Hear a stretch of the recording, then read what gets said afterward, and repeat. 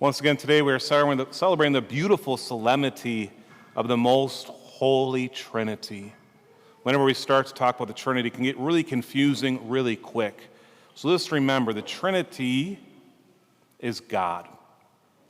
And hopefully right there, like, ooh, this makes more sense, right?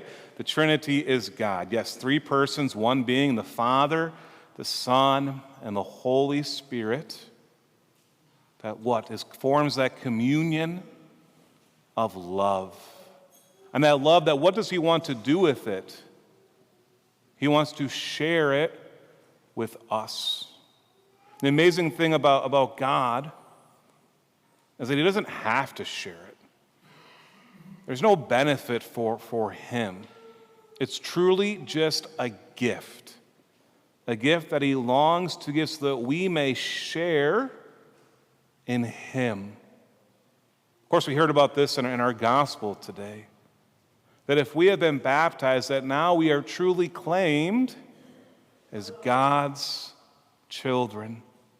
We can cry out, as St. Paul said in Romans, we can cry out, Abba, Father, Dad, and experience this great love that he longs for us to have, to abide in him and him in us. We also know, as I've said before, I'll preach about it again, I'm sure as well, that the Trinity, that God is a mystery. But just because he's a mystery does not mean that we don't know anything about him. Rather, what are we called to do? To spend time with him, letting himself reveal himself more and more to us. Yes, through the study of God, but even more importantly, by the revealing of who he is. And who he is love. God is love. But so often, we think of him not as love. We think of him in a certain sense as trying to hurt us or to trap us or to fool us. It's Monsignor Boyan in the book, which I've quoted many times already this year. You can tell it's becoming one of my favorite books, by the way, but it's a book titled This Tremendous Lover. It's a weird title, by the way. I'm not going to lie, right? But with this, it just really explains how much God truly loves us, almost in an inexpressible way, because it doesn't make sense. We know that. And yet, what does he long for? To give us the gift of himself, the gift of love.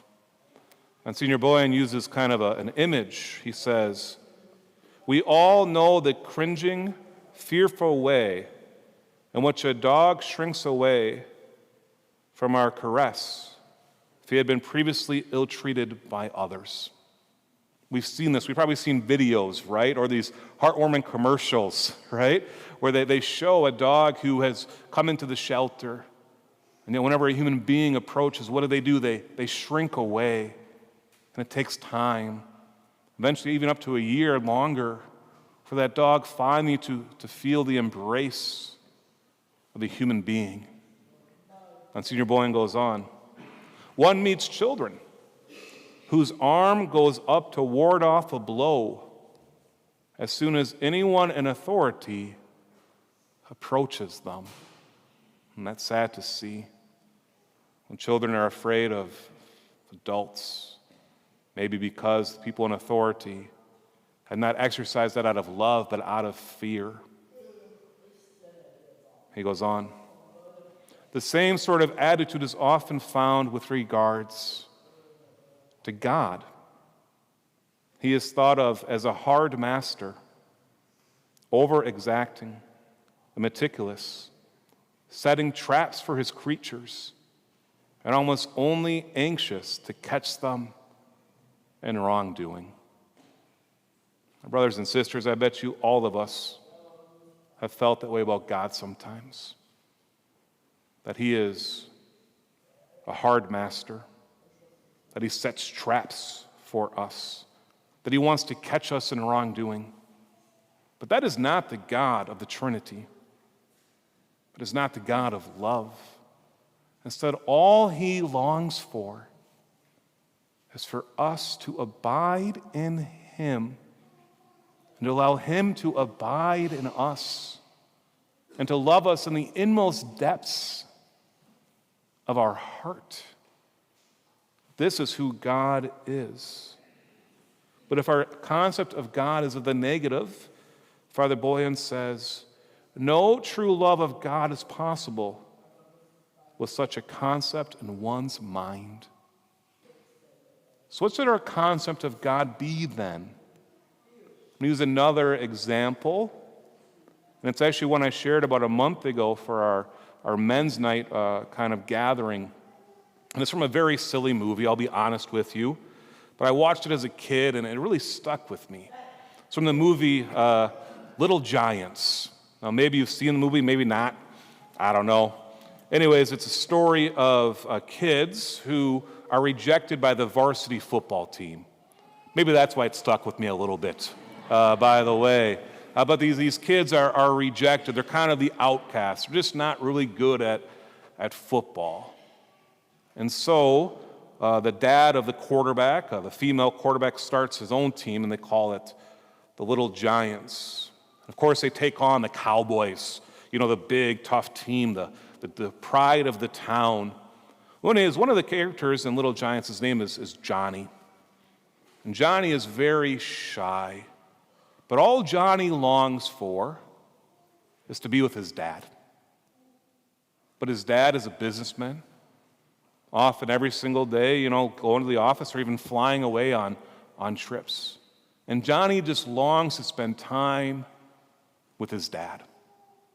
So it comes to the game, and sure enough, the Little Giants are down, but they're making a comeback. And the coach sees that Johnny's dad is walking towards the stadium. So they call a play for Johnny to get the football. They go into the huddle, and they call the play, and Johnny goes, "What play is that?" It says the play is called, "Give the ball to Johnny." He goes, "That can't be right. I'm Johnny," right? Like he's just not a good football player. He's very timid. He's very shy. And he's very anxious now. So the play gets called, and all of a sudden the quarterback says, "Run towards him." And Johnny sees his dad, and he goes, "Dad, Dad." And all of a sudden Johnny starts running. And he looks like Barry Sanders, by the way. Like he is cutting, he is diving, and there's this huge smile on his face. And Johnny gets to the end zone, but he doesn't care. It's not about the touchdown. He goes right into the embrace of his dad, who picks him up. That's what we need to do with God. But the beautiful thing is, God never abandons us. He doesn't go on a trip away. We go back to our gospel today, and what does it say? This beautiful last line. "And behold, I am with you always until the end of the age." God longs for us to experience his love. He longs for us to experience his love. All he wants for you to experience is his embrace. Now we can be honest. Maybe we have some wounds in our life. Maybe it's even hard calling God our Father. There's wounds. And that we need to go to the Lord and let him be the one who is what? That divine physician, the healer of our inmost soul. This is who God is. He's not out to harm you. He's not out to get us. He's out to love us. And it's hard to express. That's why the Trinity is hard, because it's a mystery. How can he love us? Does he know who we are? He does. He created you in his image and in his likeness. We have a God who is full of love. So my brothers and sisters, go and explore that mystery every day.